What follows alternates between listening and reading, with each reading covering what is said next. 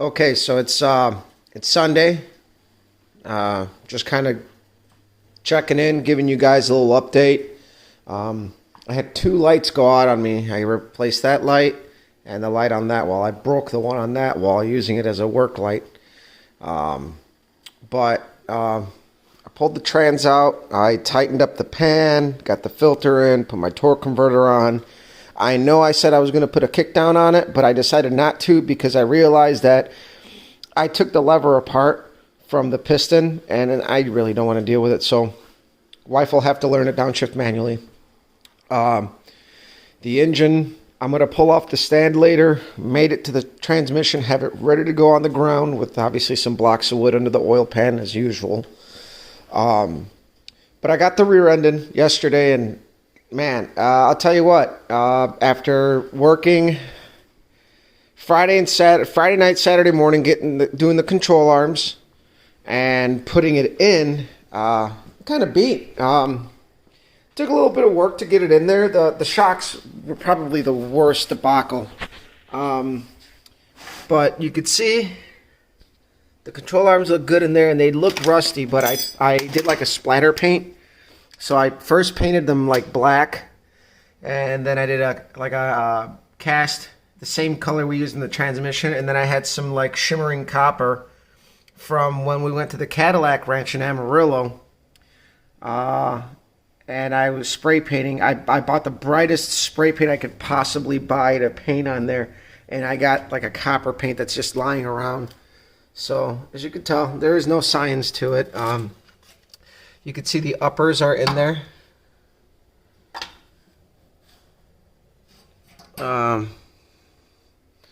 See if I can crawl under here and show you guys a little bit better, but yeah, you can see on that side.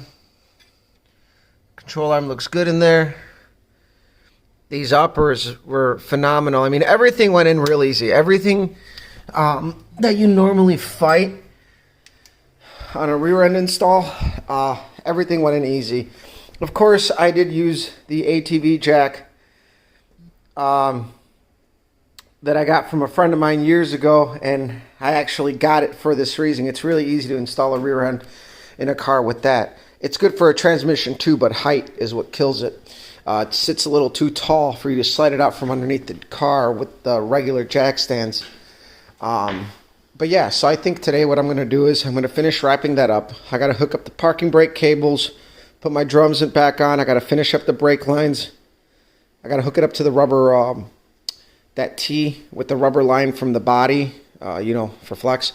I got to hook that up, and then I think that's about it. After that, I'm going to couple up the engine and the trans, leave that ready. And I did want to put the engine and trans in this weekend, but, it bugs me that this crossmember is so dirty and the underbody of this car is so clean. This is just rust, like surface rust and grime. But the thing is, this is a GM A-body crossmember, like for this car. And I had to cut it and chop it and slice it and dice it to work in the B body so that I can have the dual hump. And I didn't want to buy one of those G-force ones. Those things look heavy. And I thought about making this out of tubular steel. But you know what? Right now, with the way things are going in our lives with this coronavirus shit, things are a little uncertain. So I'm trying to not spend a lot of money. I actually have some scrap left over from my engine running stand. This is the handle. It's got some good angle iron on it. So I'm going to cut that off. And what I'm going to end up doing is I'm going to weld it to this surface, right? So it drops down. So that angle iron is going to sit on here. And it's going to get welded into here. But the other thing too that's kind of unique about this is the fact that I had to space this to get the transmission to sit at a usable height. I had to space this up about 3/4 of an inch. So I may have to weld like a drop-off plate, which I have some leftover plate from the frame, and then weld the angle iron to that plate once I get my height set. So essentially what I'm going to do is I'm going to lay this thing on the ground. First I'm going to clean it, weld anything.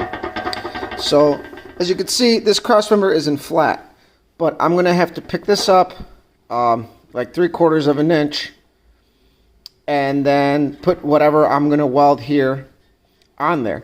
So I'm going to probably, actually talking to you guys right now made me realize that I have to do that before anything else. I actually do have to put a plate on there. So let's look through my junk shit here. Everyone has this drawer. Don't fucking judge me. So there is...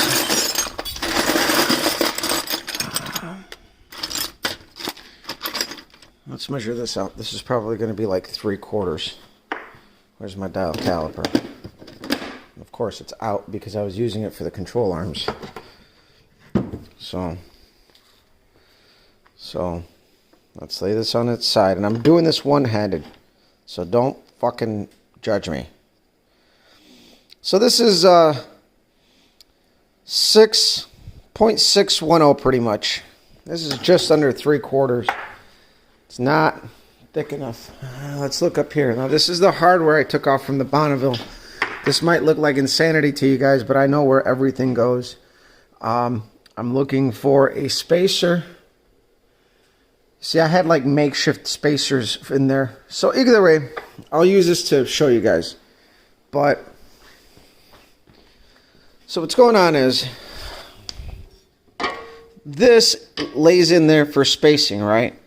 Normally, where the fuck's that other piece? I actually have the piece that's bolted to the frame.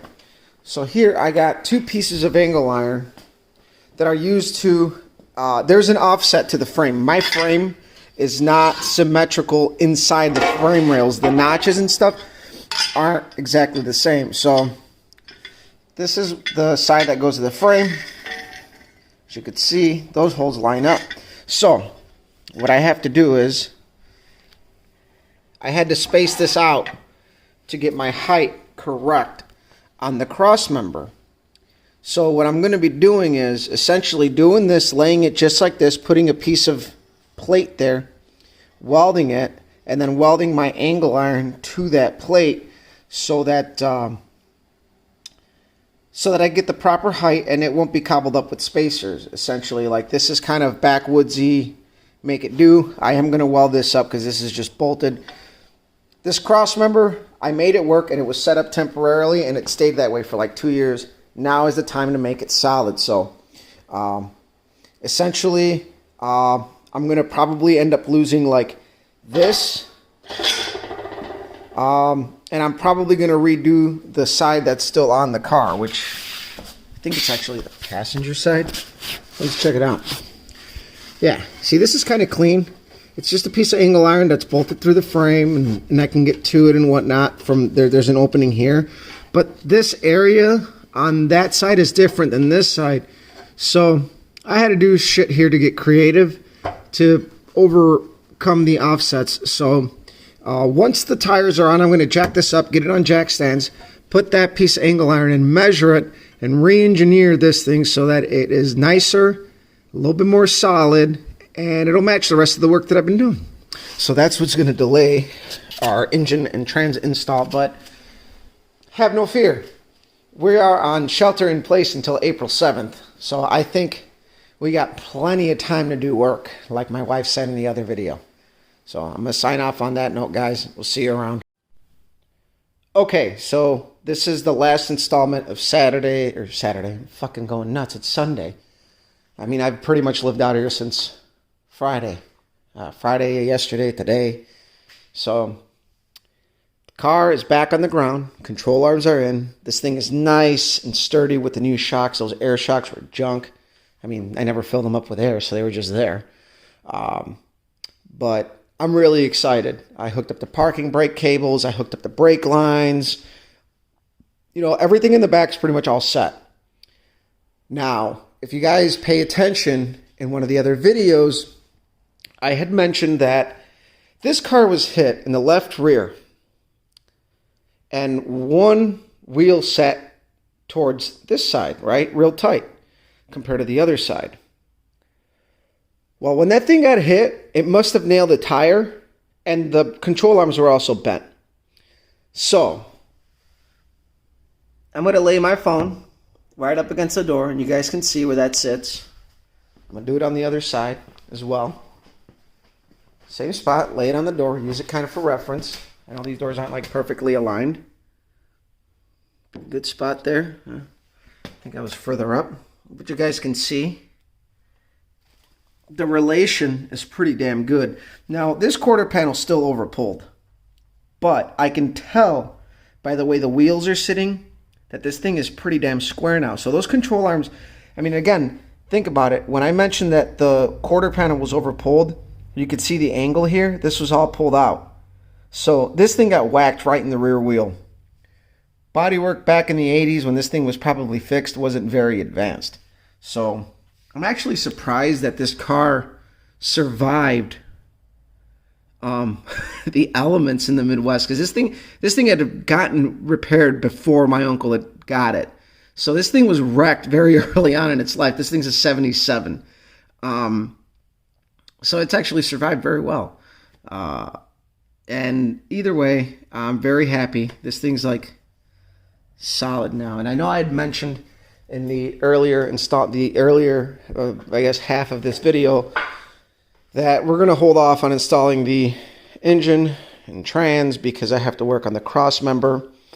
And again, this coronavirus, I don't know, there's uncertainty. I'm not freaking out and flipping out, but I have to make do. And I got a bar here for my engine run stand that has a nice piece of angle iron to really make this cross member a little bit more legit, besides using spacers and those pieces of angle iron, which I'm still going to use, but they're going to be welded up and they're going to be a little bit more solid on the car. They're still going to be used as a means of bolting, but those are going to end up getting like bolted to that angle iron. And the idea there is that it actually makes for a lot easier removal. So it's going to be like a 3-piece cross member, 2 outer ears, and then the cross member, but it allows for easy removal. If anybody who knows the cross members, you got to kind of like helicopter them. This one you can pull straight out because it slides out between the rails. So either way, I'm really curious as to how this is going to affect you guys that follow out there. For me, I got a couple more expenditures on this car really to make this thing like drive. I need a master cylinder and the booster. I need to, let's see what else we got. There's going to be a lot of little things. We're hitting the nickel and dime trail here. I'm going to need the hinges. Right now it's going to be easy to replace these hinges that are fucked. I'm going to end up putting these wheels and tires on this car. Well, the wheels at least. The tires and the wheels are going to go back on my center lines. We're kind of making do with what we can. I did want to run the slots, but that means I have to buy tires that aren't going to be compatible with any of these cars if we ever need to interchange stuff. So practicality is telling me, and budget is telling me, to just run what I already know I can run. So I can reuse these front tires. They're in great shape on my centerline fronts, and I got those. I'm going to pop those slicks off of there, put my 275/60 15s on those rims. They're going to look great. Those are 15x8s. I got my slicks up there, and this car's going to get these wheels, and the car's going to get a regular street tire because my wife is going to drive it. This is going to be like a daily driver in the summer. But again, keeping all that stuff in mind, yeah, there's a level of uncertainty, so I'm trying to not spend a lot of money, because ultimately everything I have here did work. There's a couple items that I have to replace, like the master cylinder and the booster, but the hinges aren't something I need to do, but it's cheap enough to do, and it's easy to do right now. And the hood I still have to fix, and I intended to do this thing up, but I think with the way things are going, I'm just going to end up fixing it to the point where it's a usable hood, but I'm not going to worry about the exterior. I'm just going to sand it, slap some black primer on there. We're going to do some crazy design so it looks like it was meant to be something cool and crazy, but it's just going to be a means to an end for now, because ultimately I got a good deal on this hood. I sold my hood to buy this hood, didn't spend a dime, but I'm still going to have to spend a little bit of money, around $500, to do this hood up right. Now you guys might be thinking, aren't you upside down? Well, this hood, brand new, is like $1,200. I'm willing to do the work, and I'm willing to save old parts as long as I can save money. So again, I'm a budget guy. I don't like to spend money, and in times like this, it's the guys who can do the work. It's the guys who are willing to do the work, willing to learn, willing to stretch the pennies, willing to stretch the materials, be safe, be smart. They're going to stay in the game longer. So this is what I thrive on, because I may have mentioned earlier in some of my background that like I was pretty much damn near house poor when I bought this house.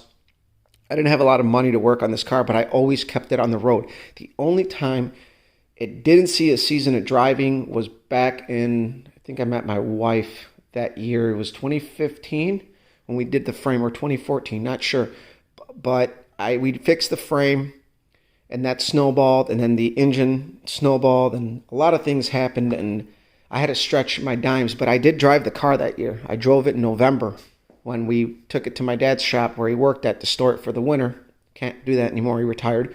But I did drive it, put a few miles on it, took my, at the time, girlfriend for a drive, and she was hooked. But either way, that's a serious reality right now, and we're on week 13. We're making some serious progress. Everything is looking good. We've managed to save money using GM A-body upper rear control arms, and I made my own lowers, and clearly it's for the better. Everything is sitting square. I'm really excited, and from here, we're going to really start seeing things move fast. Everything under the hood is going to get done before I put the fenders on. I think I'm going to end up making braces from the firewall to the frame. I'm going to add some gussets somewhere, probably I'm going to have to weld the bracket somewhere, but I'm going to have to put the core support in place for that. And I want that mainly for rigidity. This car is really flimsy. I mean, now it's better, but because we fixed the frame, I added like a positive stop for the bushings and all that, but I want this car to be rigid, to be good. It's going to get that big block, so I want it to be right. So I'm excited. Things are moving along. We're right on track. I just hope that we can continue with the progress. I don't know what the future holds. This whole pandemic thing has really, in a matter of a week, really snowballed for the worse, and it's not going to get any better right away. So we're going to be pressed for creativity here, or pressed for money and be made to be creative. And hopefully we can have contact with people again. You know, we're not really allowed to drive places that aren't necessary. We're only allowed to drive out for food and gas and necessities like that. So I can't drive across the state to pick up a part because somebody's got it. But since I do work in a shop, I'm going to try to use the, salvage yard delivery system that we have to get parts like my hinges and stuff, which I had planned on anyway, but just to keep things going. So, guys, I'm going to sign off. This video's been long enough. Thank you if you've watched this whole time, and if you've been following, I really appreciate it. I want to thank you guys for that. And share, like, subscribe. On here, I'm Copper Cutlass. On Instagram, Copper Cutlass, and on Facebook, Copper's Garage. I really appreciate it, guys. I'm not trying to be Mr. Popular. I just like sharing my work with people, and hopefully it's on a ground level to where it's relatable.